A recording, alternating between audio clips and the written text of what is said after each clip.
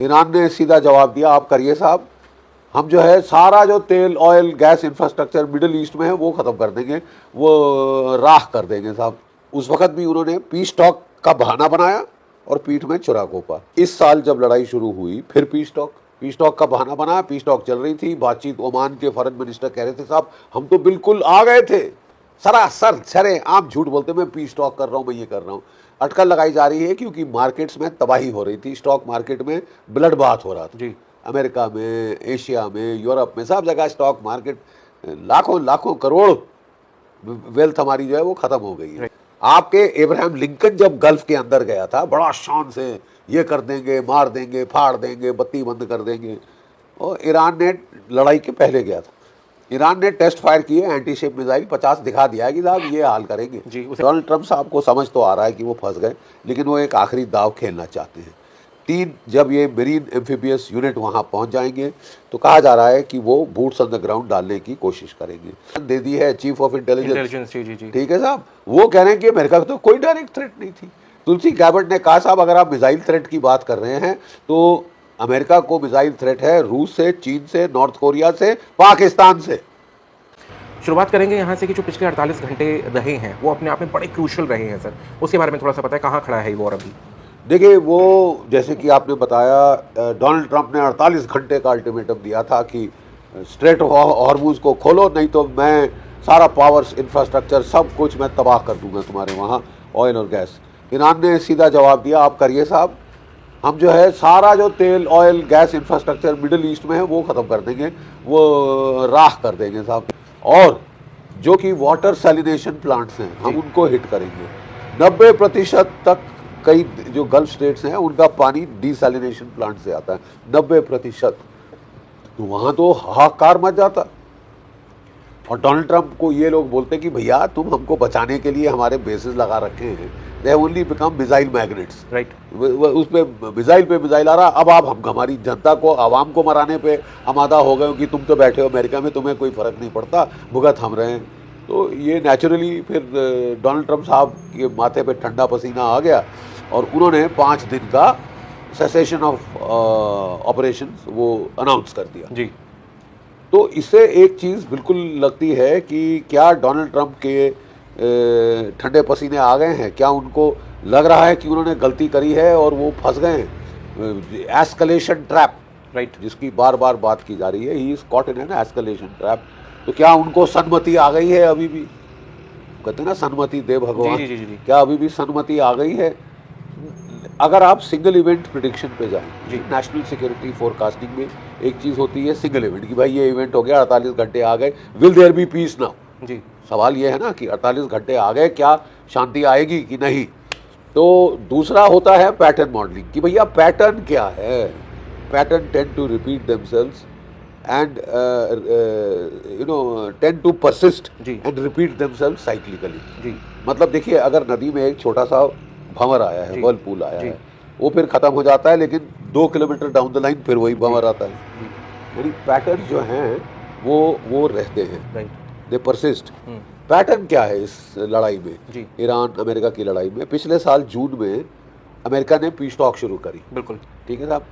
Piece talk चल रही थी कि इजराइल ने हमला कर दिया, बिल्कुल गठजोड़ था, बिल्कुल इजराइल ने हमला कर दिया। और फिर उस 12 दिन की लड़ाई में जब इजराइल की जी बाहर आने लगी तो ये अमेरिका चढ़ गया और नतान्ज और ये वो B-1 B-2 बॉम्बर्स भेज के, बंकर बस्टर भेज के उसने न्यूक्लियर साइट्स फॉर्दर, नतान्ज वगैरह पे, इस्फहान पे हिट किया जी।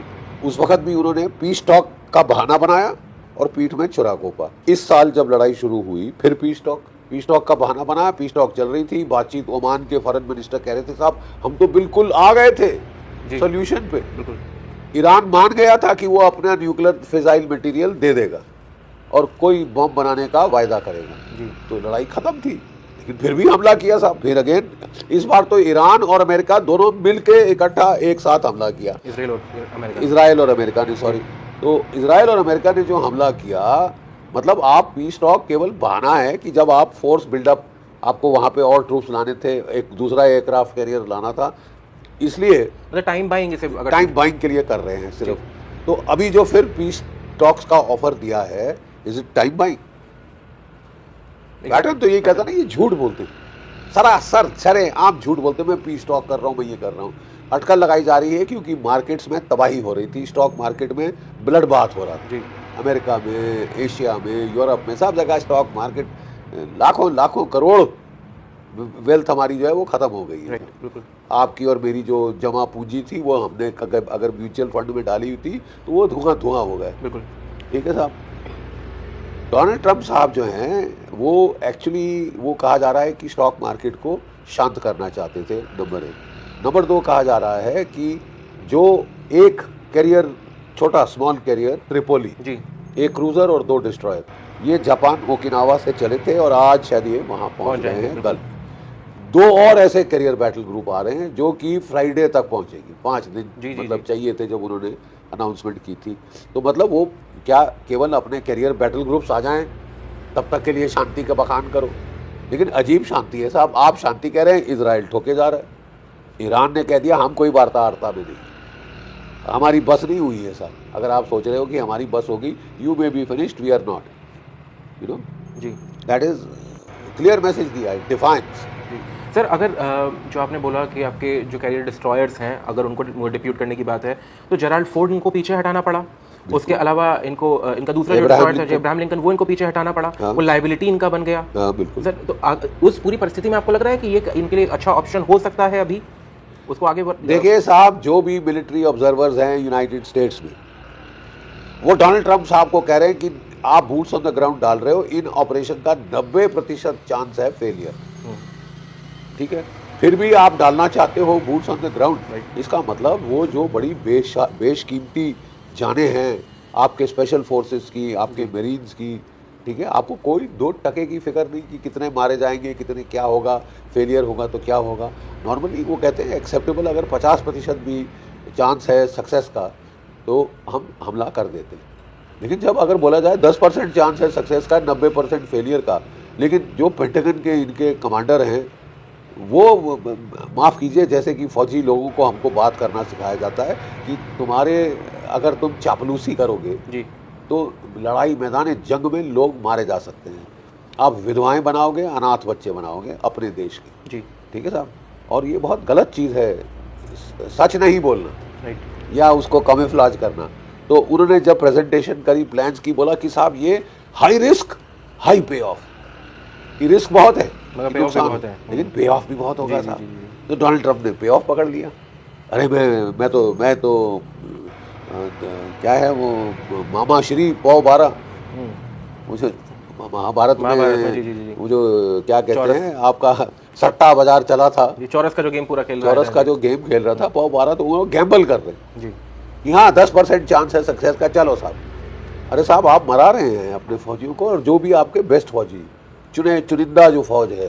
जी देखिए ये इन्होंने कहा था, दुनिया भर को कहा था डोनाल्ड ट्रंप साहब ने कि मेरी नेशनल सिक्योरिटी स्ट्रेटजी है कि चीन मेरा मेन दुश्मन है, जी कि रूस की मिलिट्री ताकत तो बहुत है लेकिन इकोनॉमिक ताकत नहीं है, जी चीन में दोनों है। तो चीन मेरा मेन दुश्मन नंबर 1, नंबर 2 रूस। लेकिन मैं रूस से हट के मैं चीन के ऊपर फोकस करना चाहता हूँ। जी लेकिन ये जो आपने बीच की लड़ाई चालू कर दी है मिडिल ईस्ट में, ईरान में, ये रिसोर्सेज दोनों तरफ से खींच के यहाँ ला रही है टू द रॉन्ग थिएटर, जहाँ अमेरिका के काउंटर टेररिज्म चीफ जो केंट जी और एक और जिन्होंने रेजिग्नेशन दे दी है चीफ ऑफ इंटेलिजेंस, जी जी जी ठीक है साहब, वो कह रहे हैं कि अमेरिका को तो कोई डायरेक्ट थ्रेट नहीं थी। तुलसी गैबर्ट ने कहा साहब अगर आप मिसाइल थ्रेट की बात कर रहे हैं तो अमेरिका को मिसाइल थ्रेट है रूस से, चीन से, नॉर्थ कोरिया से, पाकिस्तान से। डोनाल्ड ट्रंप साहब को समझ तो आ रहा है कि वो फंस गए, लेकिन वो एक आखिरी दाव खेलना चाहते हैं। 3 जब ये मेरीन एम्फीबियस यूनिट वहाँ पहुँच जाएंगे तो कहा जा रहा है कि वो बूट्स ऑन द ग्राउंड डालने की कोशिश करेंगे।